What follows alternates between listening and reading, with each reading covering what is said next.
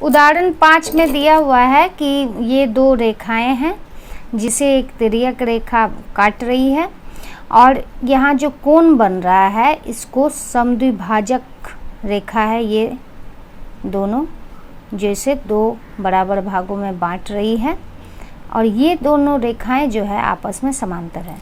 मतलब कि ये रेखाएं, ये और ये रेखा आपस में समांतर है, तो हम लोगों को प्रूफ करना है कि ये रेखा भी समांतर होगी। तो दिया है, इसका नाम दे दिए F, इसका नाम दे दिए H। EF समांतर है GH का। सिद्ध करना है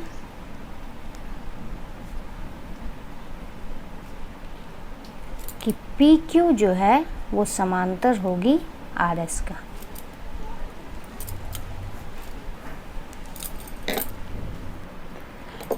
इस सवाल को बनाने में प्रॉब्लम ना हो इसलिए इन दो समांतर रेखाओं को हम अलग करके देखते हैं क्या क्या इसमें कॉमन है और कैसे आगे बढ़ सकते हैं।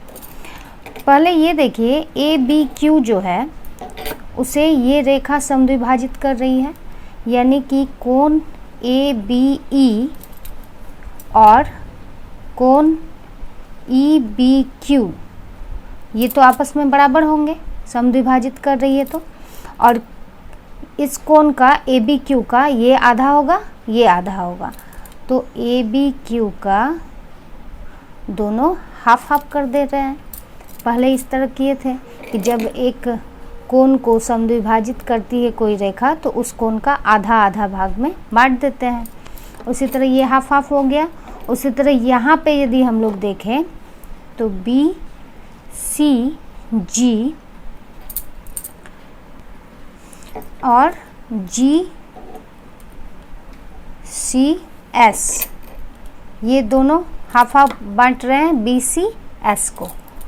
कोण BCS को आधा आधा भाग में ये दो कोण में बांट दिया। अब हम लोग देखते हैं, चूँकि BE जो है, ये BE या इस कोण को देखिए, ए रेखा को, BE जो है समांतर है किसके, CG के। जब समांतर है तो ये दो कोण संगत कोण होगी। ABE बराबर BCG कैसे, संगत कोण है। और हम लोग पहले ही ये लिखे हैं कि ABE का वैल्यू क्या है, ABQ का आधा, और BCG का वैल्यू क्या है, BCS का आधा। तो इन दोनों को यहाँ पे यूज कर लेते हैं, ABQ/2 इक्वल टू BCS/2। ये दो कट गया तो ये हो गया ABQ बराबर BCS। अब हम लोग इस फिगर में चलते हैं। ABQ BCS के बराबर हो गया। यहाँ पे हम लोगों का ये दो कोण आपस में बराबर हो रहा है, ये कोण और ये कोण, ये दोनों कोण संगत कोण है, तिर्यक-छेदी रेखा काट रही है इसलिए। और संगत कोण आपस में बराबर कब होती है, हम लोग संगत कोण का विलोम प्रमेय से जानते हैं कि यदि संगत कोण आपस में बराबर हो गई तो इसका मतलब ये है कि ये दो रेखाएं आपस में क्या है, समांतर हैं। तो ये हम लोग संगत कोण के विलोम प्रमेय से लिखते हैं। संगत कोण के विलोम प्रमेय से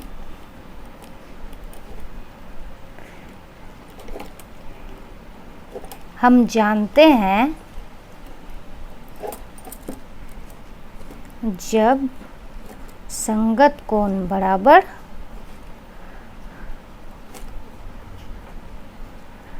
हो तो रेखाएं समांतर होती हैं।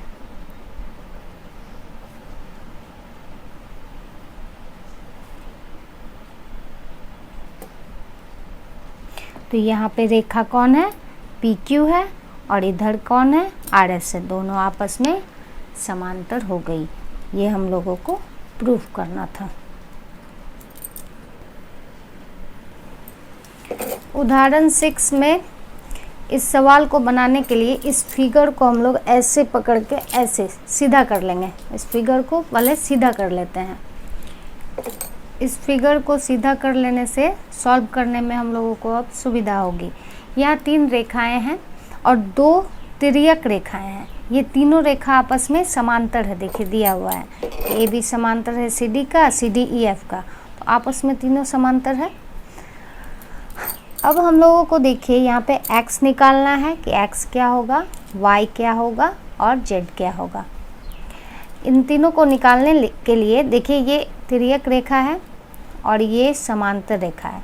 तो समांतर रेखा को जब तिर्यक रेखा काटती है तो तिर्यक रेखा के एक ही ओर बने दोनों कोणों का योग क्या होता है, 180 डिग्री होता है।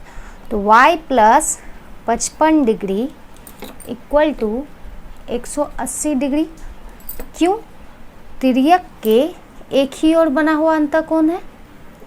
तो y इक्वल टू हो गया 180 minus 55 degree equal to 125 degree. y का वैल्यू आ गया हम लोग का। अब x और z खोजना है। देखिए यहाँ सी डी पैरेलल था ई एफ का, तो हम लोग यहाँ पे इस तरह से बना लिए।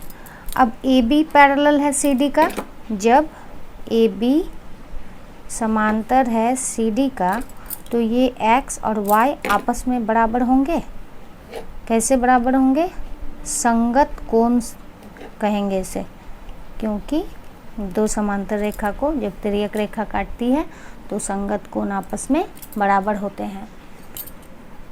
तो उस हिसाब से चूंकि y का वैल्यू 125 है तो x का भी वैल्यू 125 डिग्री हो जाएगा। x निकल गया।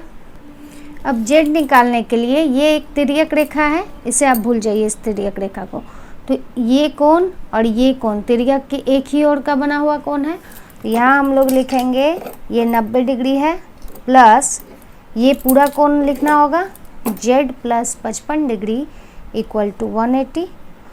तो z इक्वल टू 180 और 90 और 55 जोड़ देने से क्या हो जाएगा 145, उसे घटा देते हैं तो हम लोगों को मिलता है 35 डिग्री। इस तरह हम लोग का z भी निकल गया।